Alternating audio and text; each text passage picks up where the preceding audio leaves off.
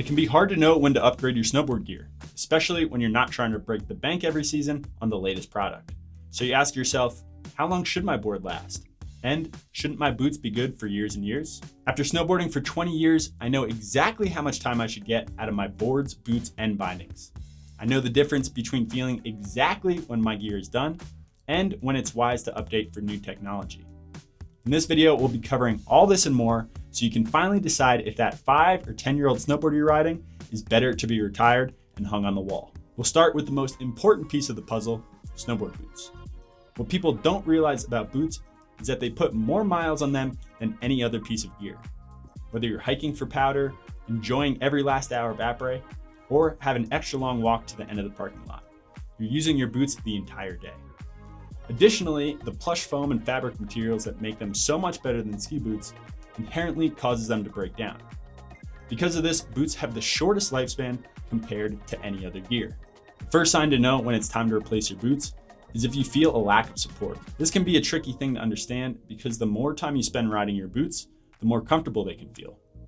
This leaves a lot of people worried about switching from something they think is working for them to something they think will take a while to break in. But take it from me, every single time I've switched out my boots, I tell myself I should have done it so much sooner. This is because a new boot gives you both better support to keep your legs from getting tired as easily, and more importantly, gives your whole ride more response so that you're able to control your board much quicker and more efficiently. So what is the ideal lifespan of a pair of boots? The easy answer is 50 to 100 days of riding. The more complex answer is, it depends on how you're riding in those given days. When I'm on the mountain, I'm riding hard and pushing my gear to the limit. By that, I mean I'm putting a lot of force and energy into my gear by riding fast and taking bigger impacts, such as on large jumps and on rails in the park. That means my boots are lasting on the lesser end of the scale for around 50 days. Now, if you're someone who is going out and cruising, keeping it fun and mellow on green blue trails, you might get closer to your boots lasting to that 100-day mark. If someone who is riding in this style rode every weekend of the season, they'd be using their boots about 30 days a winter, which means their boots could be lasting about 3 seasons. Use this information to judge how hard you ride with the given days you get out in a season and go from there. For example, if you're riding a little harder across all terrain while not pushing it as hard as you can every time, your boots might last about 75 days. Someone like this who is riding 4 days a week would probably get 1 season out of a pair of boots. A lot of season passes now are connected to apps which tell you how many days you rode. This can be a great tool to help keep you in check for how much time you've been using your gear. When you're getting close to using your boots for their lifespan, give them the boot squeeze test by folding the upper ankle towards the toe. This is my pair of boots that have 50 days on them, and this is the same model that I have not ridden yet. By doing this, you'll be able to feel and visually see how much support is left in your boot. If it folds over with no resistance, it's time for a new pair. Free rider's foot can be another indicator your boots are toast. This is when the muscles in your feet start tensing up, cramping, and feeling like they're in some kind of torture trap. This usually happens at the beginning of the season when your feet haven't been snowboarding for a while, or if you take a trip where you're taking much longer runs than you're used to. But if it happens in the middle or end of the season when nothing else has changed in how you're riding, that's another sign your boots are packed out and time to be replaced. Bindings can be a little trickier when to decide that it is time for an upgrade. There's no set amount of days they last like we estimated with our boots, but they do last longer than any other piece of gear. This is for 2 reasons. 1, their components are easily replaceable. If you break a ladder or lose a strap, it's an easy fix. I've even broken high backs and heel cups, which some brands will sell as individual replacement pieces. The second reason bindings last the longest has to do with the materials they're made from, such as injected molded plastic, extruded aluminum, and forged carbon, which last as long as you need them to. And with the introduction of 3D injection molded straps, bindings are lasting longer than they ever have before. So when is it time for a new pair? If you have older bindings with straps made from foam and fabric, they may have deep folds and creases and look like they're ready to flop over and die. If this is the case, it's time for a new pair.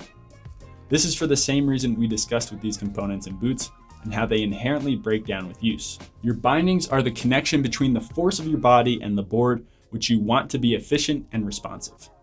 You'll be losing this if you stick to your old bindings with beat-down straps. The same is the case for bindings with foam footbeds. Deep imprints in these from a lot of use is a sign that you have pushed them as far as they will go. Aside from this, upgrading your bindings is usually more a question of how often you want to keep up with the latest technology, some of which can help your riding. While boots haven't changed too much, bindings are an area where we've seen a lot of improvement every couple seasons. We now have better ankle straps, bindings without straps, improved bushings underfoot, asymmetrical high backs, and more. It's really up to you to determine when it is worth your money to upgrade here. But as a general rule of thumb, I probably wouldn't go more than 5 seasons to upgrade your bindings. This way, you'll be sure not to miss out on the waves of new technology that could give you a better riding experience. Another way you could go about it is pairing up an investment in your bindings every time you get what we'll be talking about next, a new snowboard. The most exciting part of the whole shebang is the board you'll be riding. This is, of course, the most expensive piece of gear, as well as the most confusing to understand the feeling of when your board is done. There's no set days a snowboard will last, especially due to the fact that they can all be built with different woods and additives in the core. But to start it off easy, one quick factor that shows you'll need to replace your board quickly is seeing a crack across the top sheet. This means your board is broken. And while it could look like a minor scar, the underlying damage to the core may not be seen. This might sound like something you'd notice right away, but you wouldn't believe the number of people I have seen in the shop that were unaware their board was broken. This can happen regardless of how old your board was or how reliable a brand's products are. If you come off a landing and lay the board down the right way with the right amount of weight and force, there can be a sweet spot for where a board will crack. This is similar to the sweet spot on a basketball rim that shatters the glass when dunked on. But different from basketball, you might not always notice this on your board immediately. A few years ago, we resurrected a board from the dumpster, which we didn't notice had a crack in it. When we were riding it, it would fold over and cause us to fall right away. And after further inspection, we noticed that that was what was causing us to fall, the crack in the top sheet. Other damage to boards, including core shots and glued edges, can keep your board lasting longer than it otherwise would. But the more core shots you've had filled, the slower your base will become. And another sign you might want a new board. Like bindings, updates in new shapes and tech can be a determinant for when to get a new board. There have always been and will continue to be new things that hit the market, which can be tough to decide if it's a gimmick or worth the hype. From what I've seen in snowboards, 75% of the time, it is worth the time, money, and thought a brand has put into making their gear better. With that being said, I would suggest getting a new snowboard based purely off of new tech every 3 to 5 years. Most riders want to know when it's time to update their board, regardless of damage or new technology. And this is where things get tough. The wood components that comprise a board start poppy and lively and gradually lose these qualities over time and use. As I mentioned before, how hard you ride will either speed this process up or keep it lasting longer. Riding in the park, especially on rails, beats up a snowboard more than anything else. So keep this in mind when thinking back on how long and how much abuse you have put your board through. The degradation of your snowboard will mainly be felt in its snap and responsiveness, and something that takes many years on a board to be able to feel when your deck has lost its action. To try to judge this, you can do a bunch of ollies to feel if you still have the snap you want in your tail.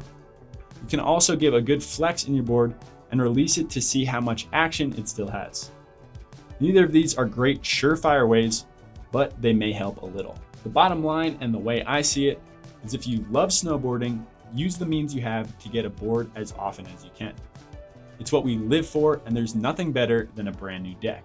When you're looking at snowboards, one of the most confusing aspects can be understanding their different flexes. By watching this video I made on snowboard flexes, you'll have a much better grasp on the topic and will be more ready to buy your next board. Thanks for watching, and we'll see you somewhere on the mountain. Peace!